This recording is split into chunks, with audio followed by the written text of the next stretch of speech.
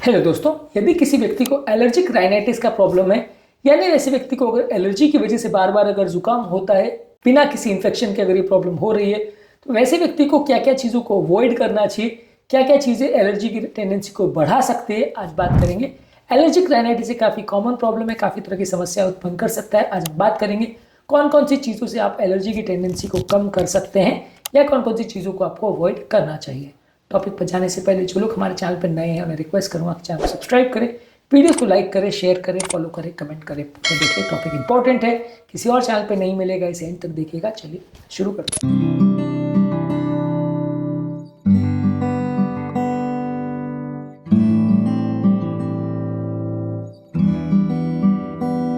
वातावरण में मौजूद कुछ ट्रिगर्स जो कि एलर्जिक राइनाइटिस को बढ़ा सकते हैं, उसको आपको अवॉइड करना चाहिए। वातावरण में खासकर जो पॉलिनेशन का सीजन होता है, जब पेड़ों से ये छोटे छोटे कण पार्टिकल्स पॉलन ग्रेन्स निकलते हैं जो पेड़ को जगह जगह दूर दूर की ग्रोथ करवाने में मदद करते हैं।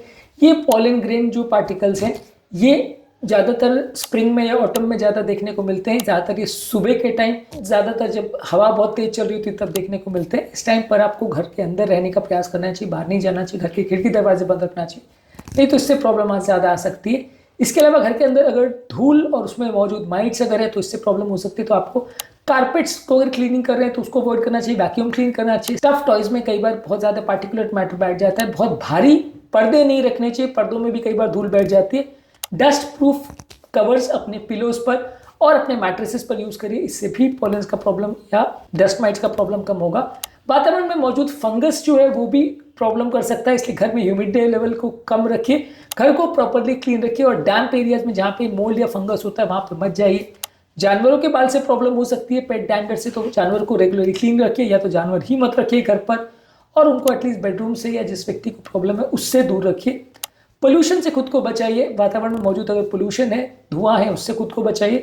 स्मोक से खुद को बचाइए, कार के एग्जॉस्ट फ्यूम से खुद को बचाइए। ये सारी चीज़ों में मौजूद जो धुआं है उससे आपको एलर्जी हो सकती है। राइनाइटिस यानी जुकाम का प्रॉब्लम ज़्यादा हो सकता है, तो उससे खुद को बचाइए। खाने पीने में जो हाई हिस्टामिन वाले प्रोडक्ट्स है, जैसे एज चीज़ है, प्रोसेस किए हुए मीट से, फर्मेंटेड फूड प्रोडक्ट्स है और अल्कोहल है, ये सारी चीज़ों से खुद को बचाइए। दूध, दही या डेयरी प्रोडक्ट्स है, इनसे भी कई लोग को प्रॉब्लम होती है, तो इससे खुद को बचाइए। यदि आपको इससे एलर्जी है, तो हर व्यक्ति को इससे एलर्जी हो ऐसा जरूरी नहीं है। शुगर और प्रोसेस किए वाले फूड प्रोडक्ट से खुद को बचाइए। शुगर वाली चीज़ें जितना खाएंगे उतना इन्फ्लेमेशन होगा और आपके सिम्टम्स को वर्सन करेगा, इनसे खुद को बचाइए। बहुत ज़्यादा तीखा मसालेदार खाना मत खाइए, इससे एलर्जी की प्रॉब्लम बढ़ेगी। अल्कोहल अवॉइड करिए, ज़्यादा तीखा और मसालेदार खाना, ज़्यादा अल्कोहल, ज़्यादा चाय कॉफ़ी आपकी प्रॉब्लम को बढ़ा सकता है। इसके अलावा लाइफस्टाइल फैक्टर्स में क्या क्या चीज़ों का ध्यान रखना है। एयरबोर्न एलर्जन से खुद को बचाने के लिए मास्क का प्रयोग करिए जब भी आप बाहर जा रहे हैं। अगर आप घर पर रह रहे हैं तो, और खासकर अगर पॉलिनेशन वाला सीजन है, तो खिड़की दरवाजों को बंद रखिए। यदि खिड़की दरवाजे खुले हैं तो पॉलन ग्रेन्स घर के अंदर आ सकते हैं, इससे आपको तकलीफ आ सकती है। बहुत ज़्यादा परफ्यूम्स या एयर फ्रेशनर्स या सेंटेड कैंडल्स वगैरह का प्रयोग करते हैं तो इससे आपको इरिटेशन हो सकता है, इससे आपको एलर्जिक राइनाइटिस का प्रॉब्लम बढ़ सकता है। और इसके अलावा अगर आप एलर्जी की मेडिसिन अगर ले रहे हैं, उसको अगर मिस करते हैं तो भी आपकी प्रॉब्लम बढ़ सकती है। तो ये सारी गलतियाँ आपको नहीं करनी चाहिए। घर पर हमेशा एयर प्यूरीफायर और ह्यूमिडिफायर का प्रयोग करिए, इससे वातावरण में मौजूद पॉलन ग्रेन्स और एलर्जी करने वाले तत्व थोड़े कम हो जाते हैं, घर का एयर क्वालिटी इंप्रूव हो जाता है। इसके अलावा जब भी आप घर से अगर बाहर जाएं और बाहर जाके अगर वापस आए तो अपने हाथ पाँव को थोड़ा क्लीन कर लीजिए और अपने ओवरऑल कपड़ों को भी थोड़ा क्लीन रखिए, और खुद भी अगर स्नान कर लें तो अच्छा है। इससे बॉडी के अंदर जो चिपक गए पॉलन ग्रेन्स या पार्टिकल्स है वो क्लीन आउट हो जाएंगे। इसके अलावा घर पर आप जो भी कपड़े अगर धोते हैं उसको अगर आप बाहर सुखाते हैं तो इससे भी कई बार एलर्जी का प्रॉब्लम हो सकता है, क्योंकि उसमें पॉलन ग्रेन्स और पार्टिकल चिपक जाते हैं और जब आप उनको पहनते हैं तो एलर्जी का प्रॉब्लम बढ़ सकता है।